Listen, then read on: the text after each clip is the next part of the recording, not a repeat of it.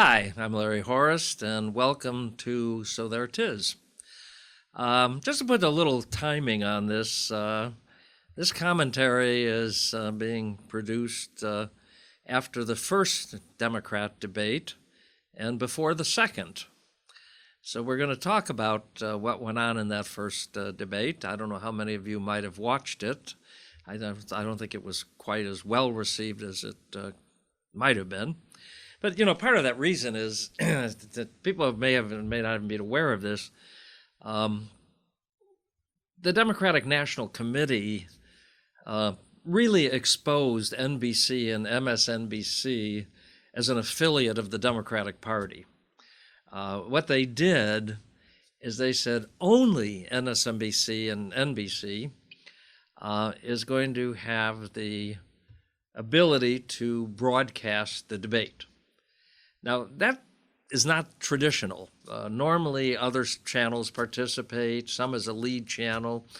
Certainly, such services as C-SPAN, which covers these kind of events from beginning to end, they're usually part. So everybody else got cut out. Now, you may remember that the Democratic Committee announced that they would not participate in anything to have to do with Fox News or any of the other, conservative outlets.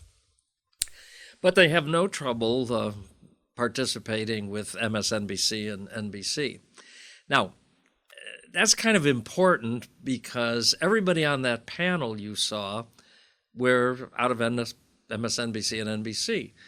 I sort of single out Rachel Maddow because she is probably the most partisan, the most strident, the most vicious anti-Trump, anti-Republican, anti-conservative person on that station. Now, Larry O'Donnell gives her a pretty good second, and Morning Joe is right up there in the top three. Matter of fact, the whole day is 24/7 bashing conservatives, Republicans, and Donald Trump specifically. And usually, when they do debates, they don't put on these partisan celebrities. When the Fox handled debates, they didn't put on people like Sean Hannity and Laura Ingraham because they thought they were just too partisan in their political viewpoints. That's what their show does. And that's okay. You can have that, but don't call it news. That's called commentary. That's called whatever. But this time, MSNBC and NBC, they have a lock on the whole thing. Now, getting to the debate itself, you had 10 of the 23 candidates. So you got 10 more tomorrow, and apparently 3 or 4 of them didn't quite make the cut. What was noteworthy as I looked at the lineup is that at the beginning, it was no doubt that Elizabeth Warren was going to come out pretty much where she is, or maybe even a little better. Now, why is that?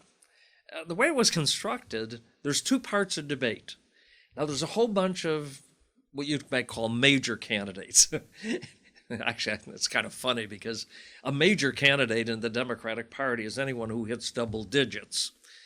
It used to be in these debates that if you didn't get more than 5 or 7%, you weren't even in the debates. Well, you can imagine they wouldn't have needed 2 nights at all to press their case. They would have probably needed a half hour.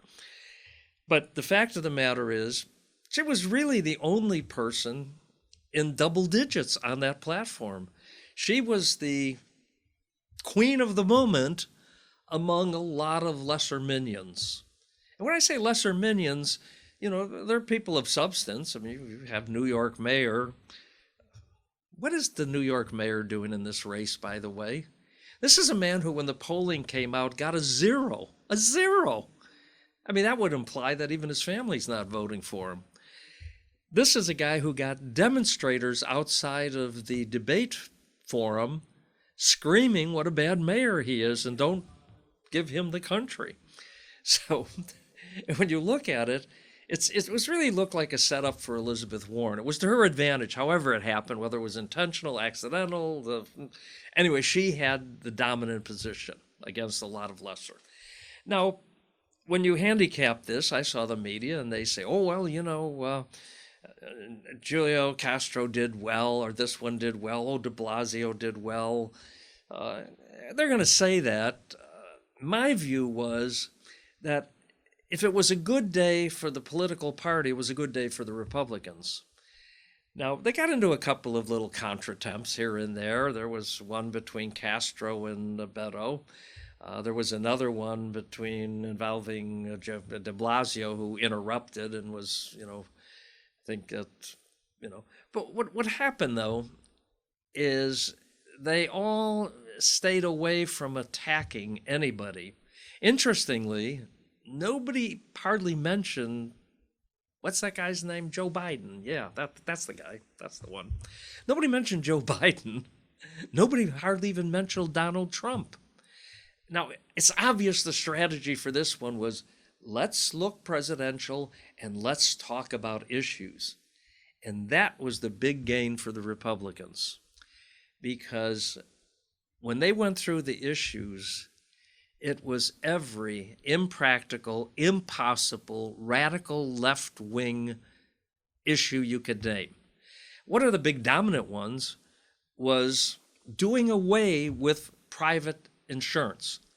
That's right, folks.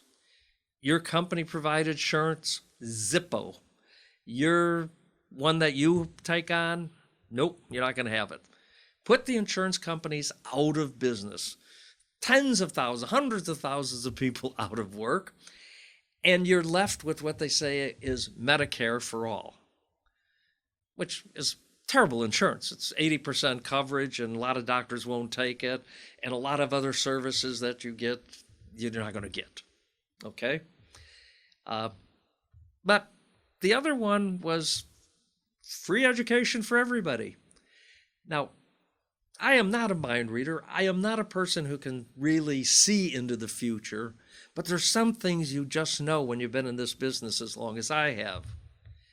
Free education for all is so economically unsustainable, unviable, that if the Democrats had control of both houses and the White House, and you put Elizabeth Warren or de Blasio in the White House, they would not get it passed. That, Medicare for all, are bad ideas on the surface. And if anybody believes that they're ever going to be enacted, you're kind of naive about this process. So what we really saw was a kind of a 20 joint statements, a lot of repetition, a lot of people straining to not sound like they agreed with the other person while they agreed with the other person. And outside of a couple things, everybody was afraid to disagree. And everybody was afraid to look, competitive. They did not want to sit there and talk about the front runner. Well, I'm going to tell, as a person who's consulted politicians, I could consult everybody on that stage. You failed. You didn't move the needle. You did nothing for yourself. Oh, you might have looked charming and you might have looked okay, but it's not going to make a big difference. There was no breakthrough moment. And so that's kind of where that debate winds up. It's a big, to use the phrase, it's a big nothing burger. So there it is.